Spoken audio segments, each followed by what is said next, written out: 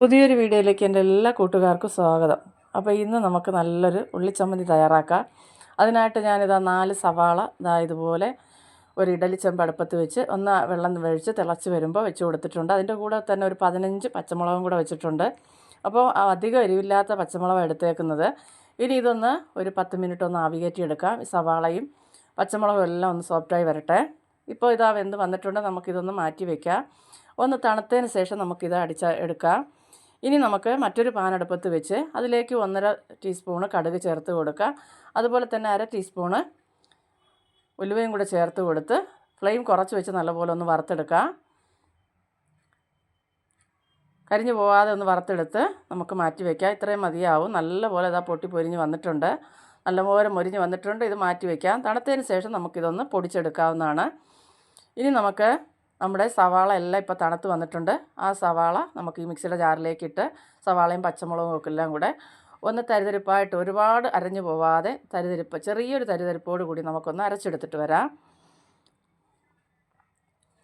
അപ്പോൾ നമ്മുടെ ഉള്ളിയും പച്ചമുളകും എല്ലാം നമ്മളിവിടെ അടിച്ചെടുത്തിട്ടുണ്ട്. ഈ ഒരു പരുവത്തിൽ വേണം ഇത് ഇരിക്കാനായിട്ട്. ഇതിനി മാറ്റി വയ്ക്കാം. അതുപോലെ തന്നെ കടുകും ഉലുവയും എല്ലാം ഇവിടെ നമ്മൾ വറുത്തത് പൊടിച്ചെടുത്തിട്ടുണ്ട്. ഇനി നമുക്കൊരു പാൻ അടുപ്പത്ത് വെച്ച് കൊടുക്കാം. പാൻ ഒന്ന് ചൂടായി വരുമ്പോൾ അതിലേക്ക് നല്ലെണ്ണ 2 സ്പൂൺ ചേർത്ത് കൊടുക്കുക. ഈ എണ്ണ ഒന്ന് ചൂടായി വരുമ്പോൾ 1 ടീസ്പൂൺ കടുക് ഇട്ടൊന്ന് പൊട്ടിക്കുക. കടുക് നല്ലപോലെ പൊട്ടി വന്നതിന് ശേഷം നമുക്കതിലേക്ക് ഒരു 15 അല്ലി വെളുത്തുള്ളി ചെറിയ അല്ലി ചേർത്ത് കൊടുക്കുക. അതും കൂടെ ചേർത്ത് നല്ലപോലെ ഒന്ന് മുപ്പിച്ചതിന് ശേഷം നമുക്കതിലേക്ക് 2 തണ്ട് കറി ലീഫ് ചേർത്ത് കൊടുക്കുക. കുറഞ്ഞ ഫ്ലെയിമിൽ വെച്ച് ഇതൊക്കെ ചെയ്തെടുക്കുക, അല്ലെങ്കിൽ കരിഞ്ഞു പോകുമ്പോൾ ഇതിൻ്റെ എല്ലാം ഫ്ലേവർ രുചിയൊക്കെ മാറിപ്പോവും. ഇനി ഇതിലേക്ക് ഒരു 1/2 ടീസ്പൂണ് കായപ്പൊടി ചേർത്ത് കൊടുത്ത് ഒരു 2 സെക്കൻഡ് ഒന്ന് ഇളക്കിയെടുക്കാം. ഇനി ഇതിലേക്ക് നമ്മൾ അരച്ച് വെച്ചിരിക്കുന്ന ഉള്ളിയും പച്ചമുളകും ഇല്ലേ, ആ കൂട്ട് ചേർത്ത് കൊടുക്കുക.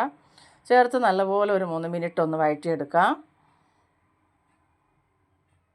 അപ്പോൾ ഇതിലെ ജലാംശം എല്ലാം വറ്റി ഒന്ന് വഴന്ന് വരുമ്പോൾ നമുക്കിതിലേക്ക് പൊടികളൊക്കെ ചേർത്ത് കൊടുക്കാവുന്നതാണ്. ഒരു 3 മിനിറ്റോളം നമ്മളിതൊന്ന് ഇളക്കി കൊടുക്കേണ്ടതായിട്ടുണ്ട്.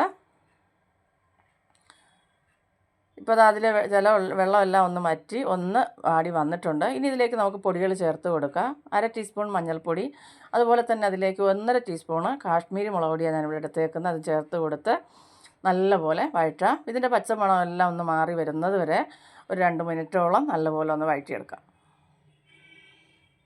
ഇനി ഇതിലേക്ക് നമ്മൾ പൊടിച്ച് വെച്ചിരുന്ന കടുകും ഉലുവയും ചേർത്ത് വറുത്ത് പൊടിച്ച കൂട്ടും കൂടെ ചേർത്ത് കൊടുത്ത് നല്ലതുപോലെ മിക്സാക്കി എടുക്കാം.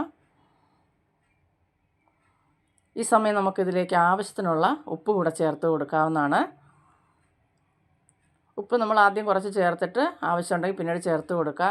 അത് ഒന്ന് വഴറ്റിയതിന് ശേഷം അതിലേക്ക് ഒരു നെല്ലിക്ക വലിപ്പത്തിലുള്ള പുളി ഞാൻ വെള്ളത്തിൽ ഇട്ടിട്ടുണ്ടായിരുന്നു. അത് കുതിർത്ത് പിഴിഞ്ഞതും കൂടെ നമുക്കിതിലേക്ക് ചേർത്ത് കൊടുത്ത് ഒന്ന് മിക്സാക്കി എടുക്കാം. ഇനി നമുക്ക് പെട്ടെന്ന് തന്നെ ഇത് തയ്യാറാക്കി എടുക്കാവുന്നതാണ്. അപ്പോൾ ഈ വെള്ളം എല്ലാം ഇതുപോലെ ഒന്ന് വറ്റി വരട്ടെ. പെട്ടെന്ന് തന്നെ വറ്റി കിട്ടും കേട്ടോ.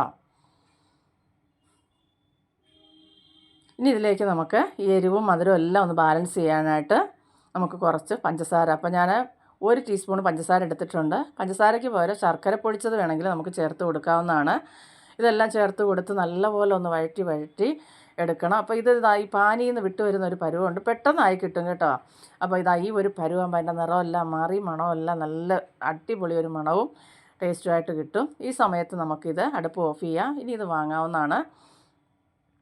അപ്പോൾ ഇത് വാങ്ങി നല്ലപോലെ തണുത്തതിന് ശേഷം എയർ ടൈറ്റായിട്ടുള്ള ഒരു കണ്ടെയ്നറിൽ നമുക്കിത് മാറ്റി വയ്ക്കാവുന്നതാണ്. അപ്പോൾ ഇതുപോലെ നല്ല അടിപൊളി ചമ്മന്തി അപ്പത്തിൻ്റെ കൂടെ, അതുപോലെ ഇഡ്ഡലി, ദോശ, ചോറ്, ചപ്പാത്തി എന്തിൻ്റെ കൂടെയും കഴിക്കാൻ പറ്റിയ കിടിലൻ റെസിപ്പി തന്നെയാണ്.